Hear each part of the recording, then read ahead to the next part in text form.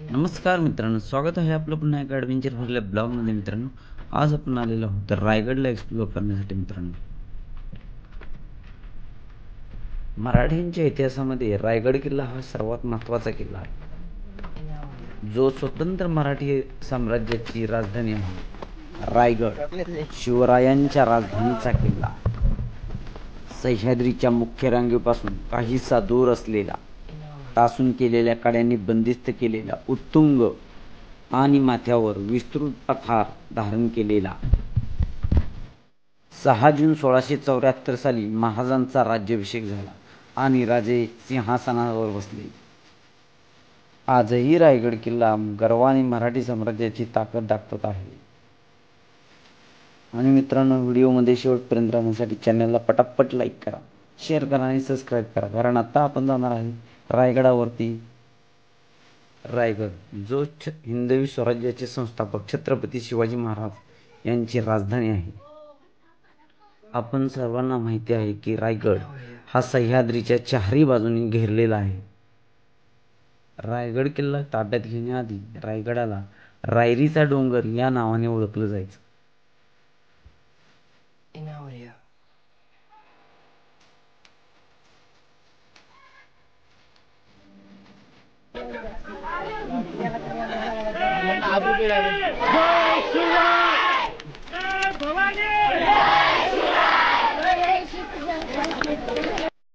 सहा एप्रिल 1656 रोजी रायरीस म्हणजेच रायगडास वेढा घातला व मे महिन्यात रायरी महाराजांच्या ताब्यात आली.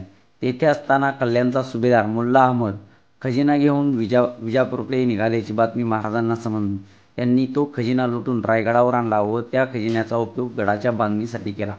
रायगडाचा माथा राजधानी बनवण्यास सोयीचा व पुरेसा आहे. शत्रूला अवघड वाटणाऱ्या प्रदेशातले ते अधिक अवघड ठिकाण आहे. सागरी दळणवळणासाठीही हे ठिकाण जवळ आहे, म्हणून महाराजांनी राजधानीसाठी या गडाची निवड केली.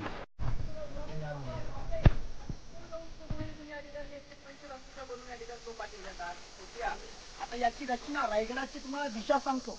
पूर्वेला भवानी मातेचा टोक, पश्चिमेला हिरकणीचा कडा, दक्षिणेला कालकारीचा तळा आणि उत्तरेला टकमक टोक. या रायगडाची चारी टोकं दोरीसारखी सरळ आहेत. कारण रायगड माझा कुठल्याही सह्याद्रीच्या पर्वतरांगला अटॅच नाहीये किंवा कोणत्याही डोंगराला अटॅच नाहीये.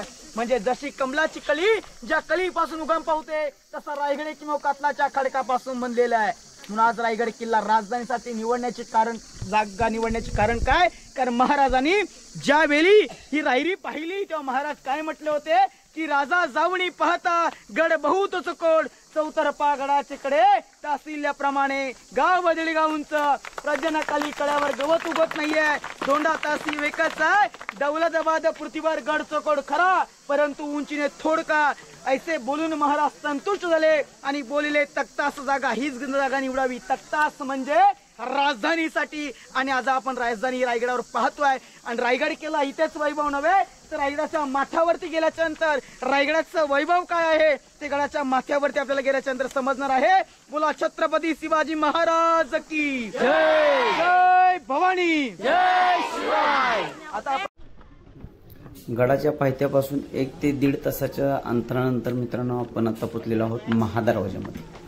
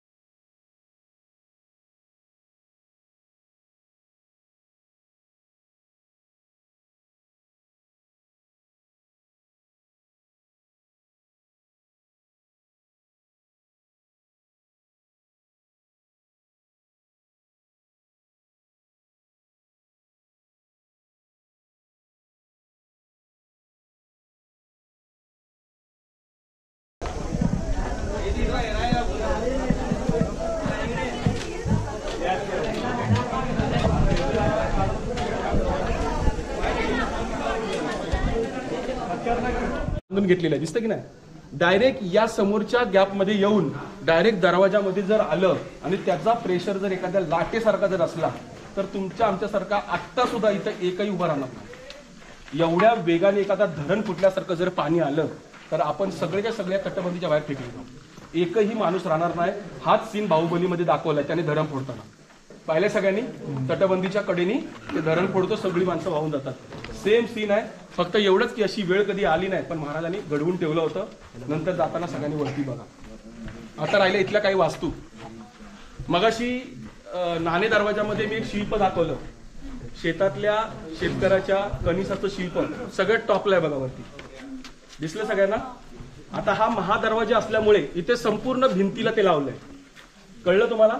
तो नाणे दरवाजा असल्यामुळे लहान दरवाजा, त्याच्यामुळे त्याच्या सेंटर पॉइंटला ते होतं. आता हा महा असल्यामुळे येणाऱ्या हजारो पिढ्यांना कळलं पाहिजे बाबा हे शेतकऱ्याचं राज्य आहे किंवा रयतेचं राज्य कळलं पाहिजे, म्हणून साठी ते शेतकऱ्याच्या शेतातलं कणीस अगदी टॉपला लावलं. कारण जे बळीचं राज्य गेलं होतं ते पुन्हा निर्माण झालं हे महाराजांना सांगायचं. आता याच्या खाली बघा, अगदी स्टार्टला इथे 2 शिल्प आहेत बघा, चक्रासारखी दिसली. आता ही कमळ शिल्प आहेत. काय आहेत? कमळ. आता इथे कमळ का, तर या उंबऱ्याच्या आतमध्ये सरस्वती आणि लक्ष्मी या दोघांचं वास्तव्य होतं. सरस्वती म्हणजे विद्येची देवता. महाराजांनी असं कुठलाच ग्रंथ किंवा कुठलेच आपला धर्मग्रंथ सोडला नाही की ज्याचं वाचन केलं नसेल. किंवा स्वराज्याच्या, हिंदवी स्वराज्याच्या कारखान्यामध्ये सगळ्या प्रकारचे धर्माचे ग्रंथ होते आपल्या, म्हणजे आपल्या धर्माचे सगळे ग्रंथ होते. महाराजांनी स्वतःचा शब्दकोश तयार केला होता, आपला मराठी शब्दकोश. तो सुद्धा या रायगडावर घडवला गेला. त्याच्यानंतर आपल्यामध्ये महाराजांच्या ज्या रोजच्या नोंदी होत्या त्या इतिहासातल्या सुवर्ण नोंदी त्या सगळ्याच्या आत. म्हणजेच काय की विद्येची प्रत्येक गोष्ट, दुसरी गोष्ट रायगडावर भवानीगडामध्ये प्रशिक्षण दिलं जायचं. देसाची कंक जे होते आपले ते सैनिकांना प्रशिक्षण द्यायचे रायगडावर. 2,500 सैन्यांना एका वेळेला प्रशिक्षण व्हायचं भवानीकडे. त्याचं आजही बॅरिगेड्स आहेत. जसं आपण बोलतो की एखादा पोलीस भरती झाला आर्मीवाला की त्याला ट्रेनिंगला पाठवलं जातं, सेम तशाच प्रकारे रायगडावर भवानीगडामध्ये ट्रेनिंग मिळायचं मावळ्यांना, सैनिकांना, आणि मग तिकडे वापरलं जायचं.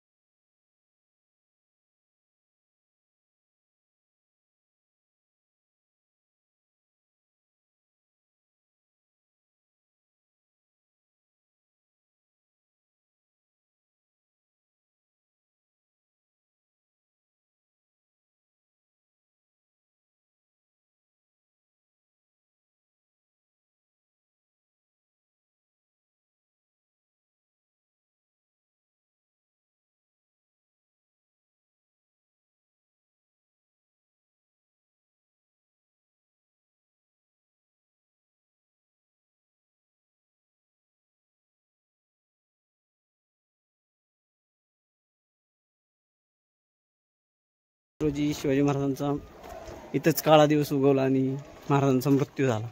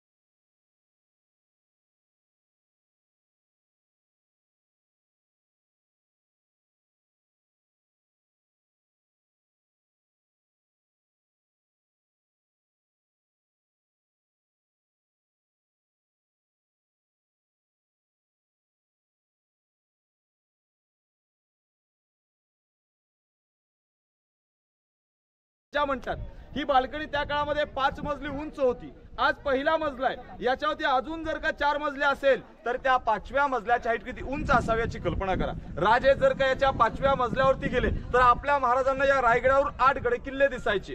8 गड किल्ले कोणते? किल्ल्याची पूर्व या बाजूला आहे. पूर्वेला राजगड, तोरणा आणि लिंगाणा दिसायचा. रायगडाच्या दक्षिणेला प्रतापगड, सोनगड, चांबारगड, मकरंदगड पाहायला भेटायचा. आणि रायगडाच्या या पश्चिमेला मानगड असे 8 किल्ले शिवरायांना रायगडावरून दर्शनात यायचे. म्हणजे नुसतं बाल्कनीत हवा खाणं शक्य नव्हतं, तर गडाची सुरक्षा पण महत्वाची होती. म्हणजे 8 किल्ल्यांवरतून कधी काळात जर का गवताची गंजी जळली तर समजायचं की गणिम आपल्यावरती अटॅक करण्यासाठी येतोय. इथले सैन्यबळ हुशार होऊन जात होतं म्हणून या बाल्कनीचा वापर करायची. बघा याच्या सर्गीकडे 2 टॉवर दिसतात का?